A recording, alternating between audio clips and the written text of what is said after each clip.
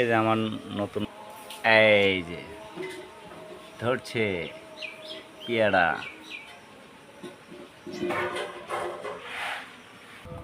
আসলাম আম গাছ দেখার জন্য। এই প্রথম আম ধরেছে আমাদের গাছে। এটা কত সুন্দর আম, কেমন যে হবে বুঝতে পারতেছি না। এই যে আর একটা গাছ, এই যে নতুন আম, কত সুন্দর আম। এই প্রথম।